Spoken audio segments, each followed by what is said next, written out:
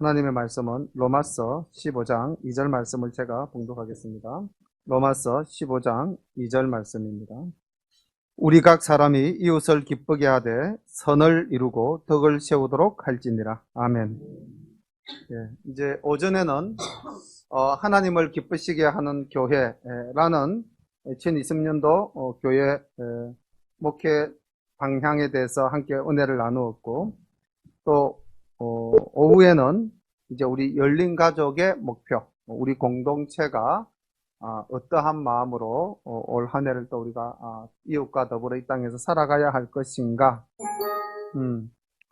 내가 아닌 모든 사람은 이웃이다. 우리가 이렇게 이웃을 정의할 때 이웃은 나의 가족도 이웃이 될 수도 있습니다. 그리고 또 우리와 더불어 살아가는 지역에 함께하는 주민들도 이웃이 될 수가 있고요. 또 우리 교회 안에 이렇게 함께 동력하는 우리 교회 가족들도 이웃이 될 수 있습니다.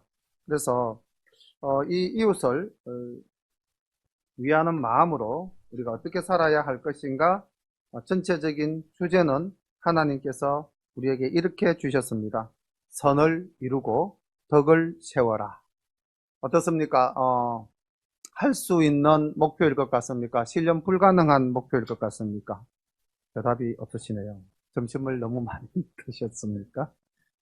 선을 이루고 덕을 세워라. 이게 오늘 설교 제목으로도 제가 본문 말씀 속에서 잡았는데, 어쨌든 우리가 이웃을 기쁘게 하는 모습을 일단 우리가 오늘 바울로부터 배우도록 하겠습니다. 역시 말씀 속에서 신앙의 모델을 선택하고 그분의 삶을 본받아가는 것이 우리의 또 삶의 모습이 아닌가. 일단 로마서 15장 1절부터 13절까지의 말씀을 본문으로 말씀을 증거하겠습니다. 우리 강한 자가 마땅히 연약한 자의 약점을 담당하고 자기를 기쁘게 하지 아니할 것이라. 우리 각 사람이 이웃을 기쁘게 하되 선을 이루고 덕을 세우도록 할지니라. 그리스도께서 자기를 기쁘게 하지 아니하셨나니 기록된 바 주를 비방하는 자들의 비방이 내게 미쳤나이다 함과 같으니라. 무엇이든지 전에 기록한 바는 우리의 교훈을 위하여 기록된 것이니 우리로 하여금 인내로 또는 성경의 안위로 소망을 가지게 하려 함이니라. 아멘. 바울은 로마서, 고린도서, 이렇게 바울이 서신으로서 모든 그 성경 말씀 속에서 항상 나를 유익하게 하지 않는다라는 것이 자신의 고백이었습니다. 그러니까 오늘날 이 땅을 살아가는 우리들에게 굉장히 강력한 도전이죠. 사실 우리가 살아가면서 나의 유익을 구하지 아니한다, 이런 마음을 우리가 품은 적이 혹시 있으십니까? 간증하실 분 계세요? 나는 나의 유익을 구하지 않고 주님의 영광을 위하여 또는 이웃을 위하여 행하였노라. 근데 우리가 이런 간증하기가 참 쉽지는 않을 것 같습니다. 물론 그런 분들이 또 이 땅에 많이 있음도 할 수 있습니다. 며칠 전에 우연히 동행이라는 프로그램이었는가 그런 것 같은데, 친구와 둘이서 의대를 다니면서 우리는 선교를 위해서 의학을 공부하고 우리보다도 더 연약한 사람들을 돕기 위해서 일정을 바치자, 이렇게 이제 약속을 했는데 한 친구가 먼저 죽었던 것 같아요. 근데 이제 그렇게 하기 위해서 너는 내과를 해라, 나는 내과를 할게, 이렇게 해서 서로 이제 또 전공 과목도 나누고 그렇게 해서 이제 그 둘이서 공부를 열심히 해서 둘 다 의사가 됐는데 한 사람이 중간에 먼저 세상을 떤 것 같더라고요. 제가 아주 일부만 봤는데, 그리고 이제 그 나머지 한 분이 내과는 세상을 떴고 외과를 전공한 분이 이제 모든 그 의사 과정을 마치고 이제 몽골로 가가지고 몽골에서 의료 선교 활동을 하는 이제 그런 걸 제가 잠깐 봤습니다. 근데 그 굉장히 인상적이었던 것 중에 하나가 뭐냐면은, 선교를 받아서 이렇게 이제 병원을 운영을 하는데 이번에 약도 사고 수술 도구도 사고 이렇게 해서 예를 들면 600불이 필요한데 하나님께서 딱 600불을 채워주셨다. 기가 막히게 그 선교하는 기간 동안에 하나님께서 꼭 필요한 것은 공급해 주시더라.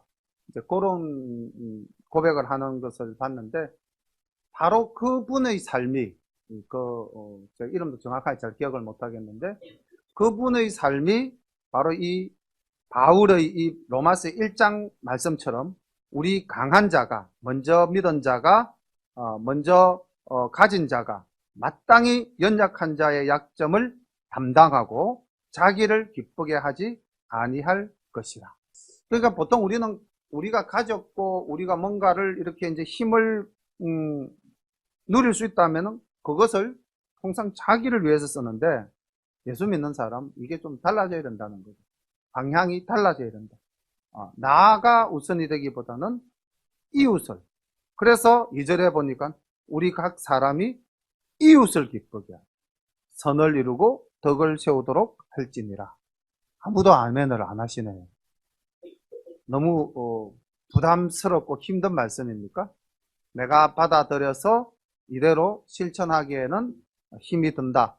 그런데 사실 올해 우리 교회 성도님들의 목표로 제가 이 말씀을 기도하는 가운데 이제 그 가득 기도원에서 하나님이 가득 주시길래 가득 받아왔습니다.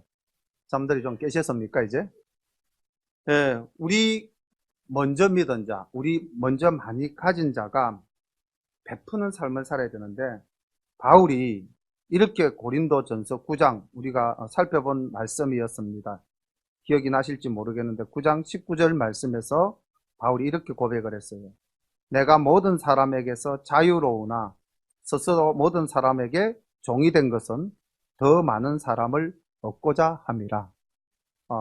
내가 정말 자유하고 내가 모든 것을 다 가졌지만은 내가 구속함을 받고 내가 섬기는 자가 되어서 그들을 섬기는 것은 그들에게 종이 된 것은 더 많은 사람을 하나님께로 구원시키고자 하는 목적으로 자신의 모든 것을 다 내려놓았다고 바울은 고백하고 있는 겁니다.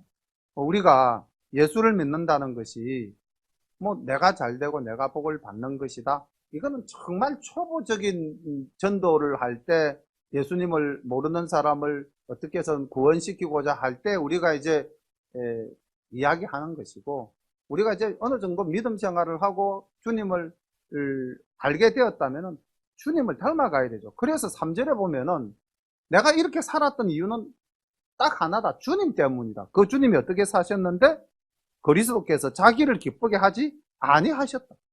주님은 단 한 번도 자기의 유익을 구하지 않으셨다는 거죠. 그리고 모든 사람들로부터의 비방을 받았다는 거예요. 그것은 이미 주님 오시기 전에 성경에 예언되어져 있었고, 주님은 그 예언대로 자기의 유익을 굳지 않고 모든 비방을 받아들여서 십자가에서 돌아가셨다. 그리고 그분이 그렇게 함으로써 우리에게 뭘 주셨다? 소망을 주셨다는 거예요. 그래서 바울은 이렇게 빌립보스에서 그 주님을 본받으라고 이렇게 이야기를 하고 있습니다. 너희 안에 이 마음을 품으라. 곧 그리스도 예수의 마음이니 그는 근본 하나님의 본체이시나 하나님과 동등됨을 취할 것으로 여기지 아니하시고 오히려 자기를 비워 종의 형체를 가지사 사람들과 같이 되셨고 사람의 모양으로 나타나사 자기를 낮추시고 죽기까지 복종하셨으니 곧 십자가에서 죽으시니. 예수님께서 먼저 우리에게 모범을 보이셨다는 거예요. 그분은 하나님이셨지만 하나님과 동등함을 취하지 아니하시고 이 땅에 인간으로 오셨고, 인간으로 오셔서 그 하나님 말씀에 예언된 대로 모든 비난을 다 받으시고 십자가에서 죽기까지 우리를 위해서 희생하셨다. 주님께서 우리에게 먼저 본을 보이셨다는 거예요. 그러니 우리가 주님의 제자고 우리가 주님을 따르는 사람이라면은 우리의 삶이 어떠해야 하는가? 그래서 바울은 내가 주님의 제자된 이후로 나의 삶은 단 한 번도 나를 주장하지 않았다는 거예요. 그래서 바울은 이렇게 당당하게 고린도전서 10장 33절에서 고백하고 있더라고요. 나와 같이 모든 일에 모든 사람을 기쁘게 하여 자신의 유익을 구하지 아니하고 많은 사람의 유익을 구하여 그들로 구원받게 하라. 자기의 유익을 구치 말고 이웃을 기쁘게 해서 그들이 구원받을 수 있도록 하라. 우리 작년 내내 금요일마다 기도한 게 뭡니까? 뭘 기도했죠?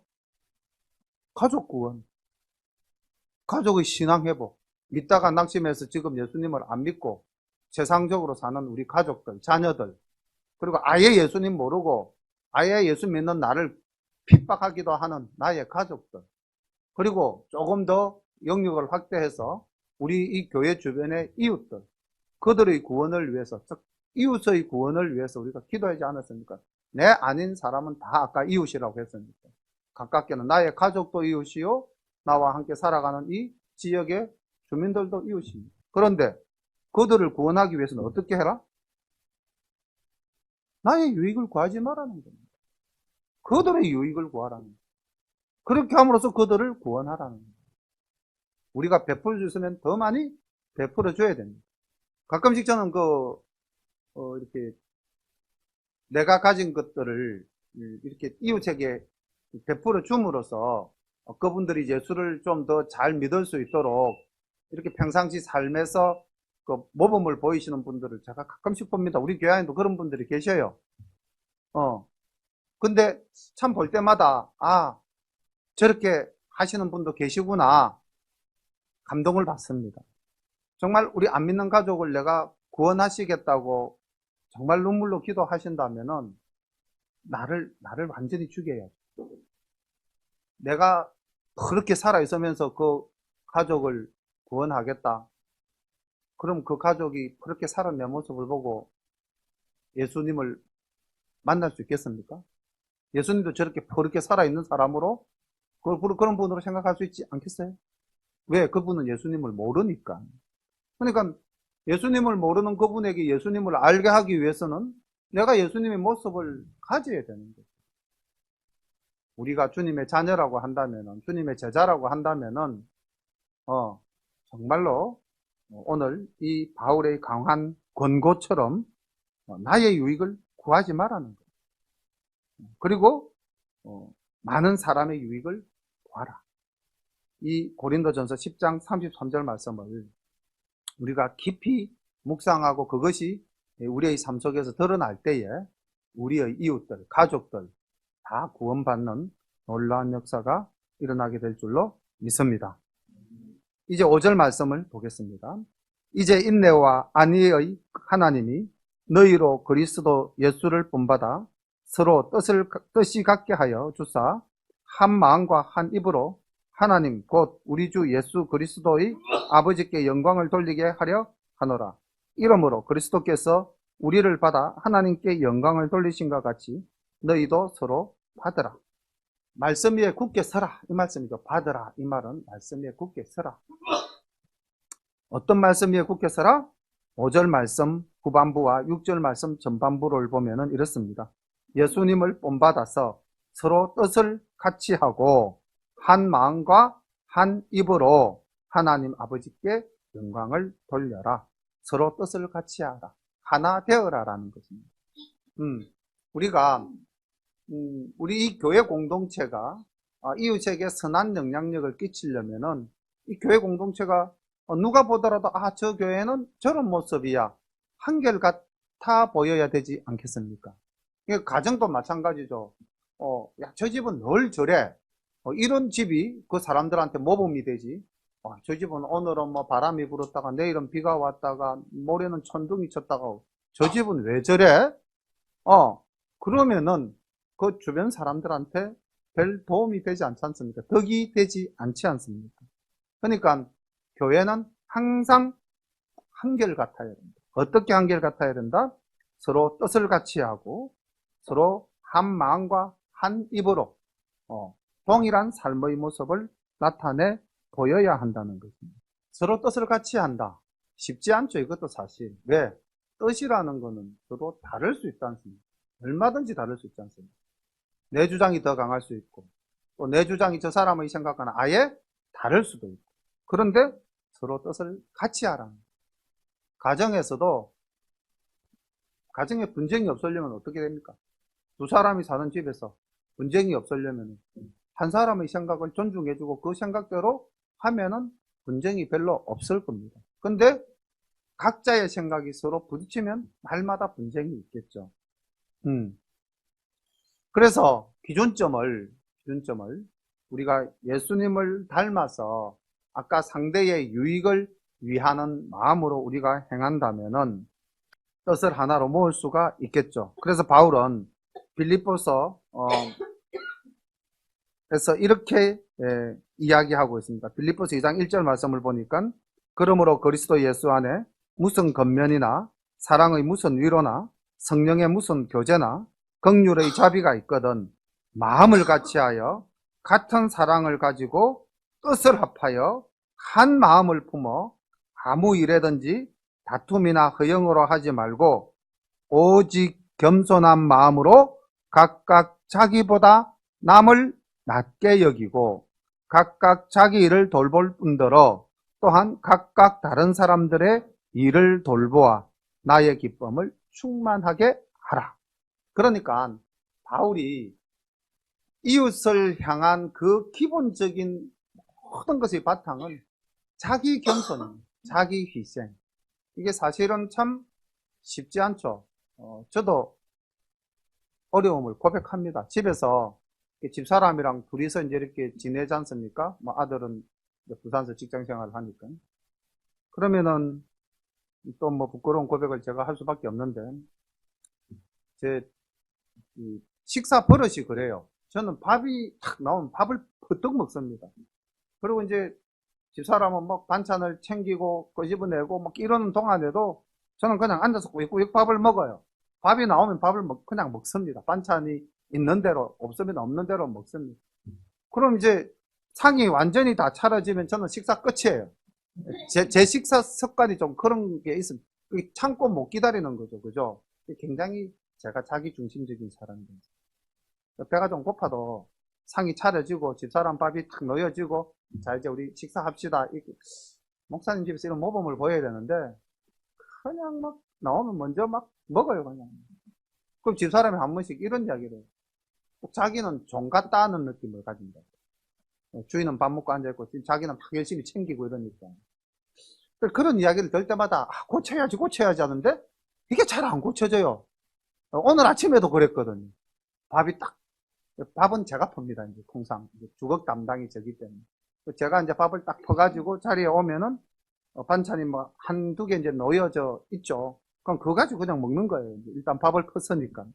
제가 이렇게 남을 낮게 못 여깁니다. 항상 자기 중심적이 돼서 저도 이 말씀이 굉장히 강력한 도전으로 느껴지는데 사람이 자기를 내려놓고 상대를 위하고 상대를 기쁘게 한다는 것이 참 쉽지 않은 일. 가정에서부터 이미 내 아내부터 쉽게 내가 이렇게 못하는 이런 제가 사실 주님의 말씀을 증거한다는 것이 저도 상당히 힘이 듭니다.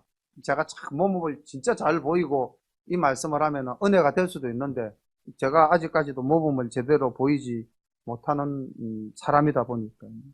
근데 어쨌든 우리가 이런 말씀을 받을 때마다 이게 우리에게 도전이 되고 또 이게 우리가 새로 하나님 중심으로 더욱더 옮겨가야 되겠다라고 생각하면서 기도해야 될 제목으로 또 이렇게 제가 우리 성도님들 앞에서 이제 고백을 했으니까 아무래도 내일 아침에는 조금 더 기다리겠죠. 아내를 좀 더 이렇게 변화되어지지 않겠습니까?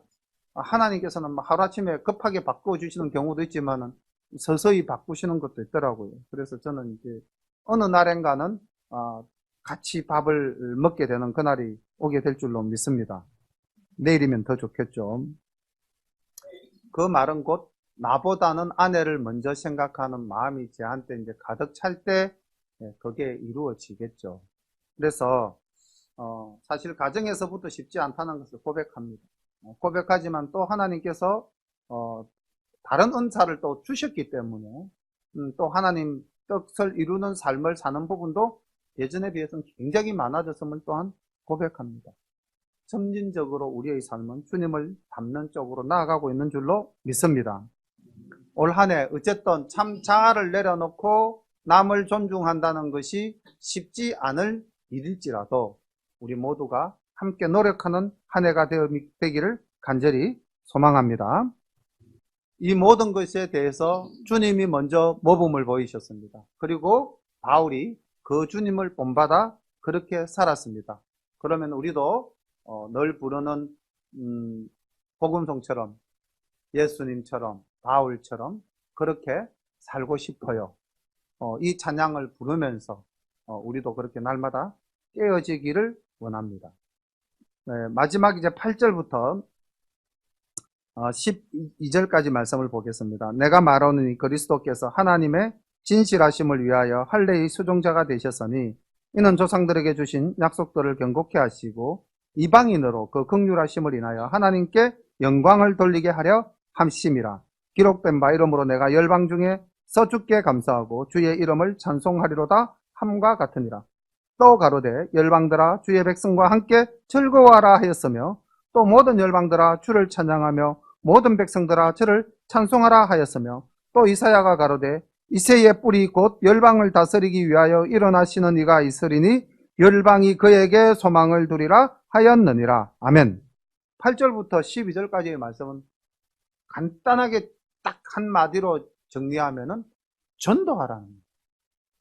이방인들에게 예수님을 알게 하여 그들이 주님에게 돌아오게 하라. 이것은 이미 구약에서부터 예언되어져 있는 말씀이고 주님이 이 땅에 오셔서 그것을 이루시기 위해서 주님께서 고난 받으셨다. 그리고 누구든지 주의 이름을 부르는 자는 구원을 얻게 하셨다. 이제는 더 이상 유대인만이 하나님의 자녀가 아니라 열방 모든 사람들이 하나님의 자녀다. 그러니까 우리가 이웃을 기쁘게 한다는 것, 이웃을 위한다는 것은 하나님을 모르는 그들에게 하나님을 알게 하는 것. 이 또한 이웃을 위하는 것입니다. 이 또한 이웃에게 선을 행하고 덕을 세우는 일이는 것입니다. 우리가 올 한 해 정말 교회의 성장과 또 부흥을 위해서 이것이 결국은 교회를 하나님을 위하는 것일 수도 있지만은 또 우리의 목표처럼 이웃을 위하는, 왜? 죽어가는 영혼을 구원하기 때문에 이웃을 위하는 일이 될 줄로 믿습니다. 그래서 아까 우리가 스스로 겸손하게 예수님처럼 낮추어서 우리의 가족을 구원한다면, 우리의 자녀를 구원한다면, 우리의 이웃을 구원한다면, 이것이 올해 우리 열린교회 성도님들이 이웃을 기쁘게 하는 일이 될 줄로 믿습니다. 간단하게 오늘 말씀을 전달했던 것을 네 가지로 다시 한번 더 정리를 하자면은, 강한 자가 약한 자를 돌아봐야 한다. 그래서 내가 힘이 세서 내가 강한 자가 아닙니다. 나는 먼저 하나님의 자녀가 되어서 하나님의 복을 받아 누리기 때문에 우리 강한 자가 약한 자를 돌아봐야 할 것이고, 두 번째 2절 말씀처럼 우리는 이웃을 기쁘게 하는 사람이 되어야 될 것이다. 주님께서 우리에게 이미 본을 보이셨다. 그 본을 본받아서 우리가 주님을 기쁘게 할 수 있는, 이웃을 기쁘게 할 수 있는 그러한 일들을 하기 위해서는 우리 스스로가 먼저 겸손해져야 한다. 이 겸손을 이루게 되면은 교회 안에서 모든 공동체가 서로 하나로 뭉쳐질 수 있다는 거죠. 서로의 뜻을 같이 할 수 있게 된다. 한 마음과 한 입으로 하나님을 찬양하게 될 수 있다는 것이고, 마지막으로 그렇게 준비되어진 우리들의 모습이라면은 반드시 이방인들을 전도하여 하나님께로 돌아올 수 있게 할 수 있다. 이러한 우리의 기도 제목 정말로 이루어지는 그런 복받는 한 해가 될 줄로 믿습니다. 말씀을 맺겠습니다. 이제 오늘 주신 말씀 붙잡고 우리가 함께 기도하면서, 정말로 저는 개인적으로 그렇게 생각합니다. 말씀을 전하고 또 말씀을 제가 받았지만 제 개인적으로는 어쨌든 더욱더 제가 겸손한 사람이 되어야 되겠다. 이 부분에 대해서 저는 기도를 하겠습니다. 우리 성도님들도 오늘 주신 말씀 속에서 은혜 받으신 부분을 가지고 이 시간 잠깐 우리 함께 기도드립니다. 사랑의 아버지 하나님, 은혜를 감사합니다. 오전에는 하나님, 우리 열린교회가 하나님을 더욱 기쁘시게 하는 교회가 되기 위해서 여러 가지 교회의 모습을 생각해 보았습니다. 하나님, 이제 우리가 이웃을 기쁘게 하기 위해서 하나님, 먼저 내가 나의 강함을 자랑하지 아니하고 하나님, 예수님을 본받아서 하나님 겸손해지는, 그래야 나보다는 남을 더욱더 낮게 여기고 그들 영혼을 진정으로 위할 수 있는 아버지 그런 넉넉한 사랑을, 아버지 하나님 마음을, 아버지 하나님 이 모든 것을 이루어 나갈 수 있다는 믿음을 저희들 생명 속에 확실하게 심어주시기를 간절히 바라고 원하옵나이다. 하나님, 말씀대로 산다는 것이 얼마나 힘들고 어려운지, 하나님 이 땅에서 얼마나 우리가 또 날마다 투쟁하며 살아야 하는지 하나님 압니다. 하지만은 그러나 주님 또 포기할 수 없는 주님 주신 사명인 줄로 믿습니다. 땅끝까지 이르러 내 정인이 되라 하신 그 주님의 사명을 우리가 받았기에 하나님 아버지, 믿지 않는 영혼들을 구원하는 일이 아버지 궁극적으로 이웃을 기쁘게 하는 일인 줄로 믿습니다. 하나님, 전도에 힘쓰는 우리 모든 열린 가족 다 될 수 있도록 인도하여 주옵시고 눈물로 기도하며 아버지 하나님, 이웃을, 가족을 섬기는 우리 모두가 될 수 있도록 주께서 은혜를 다하여 주옵소서. 하나님께서 함께해 주시기를 바라고 원하며 간구할 때마다 예수님의 이름 받들어 감사하며 기도드리옵나이다. 아멘.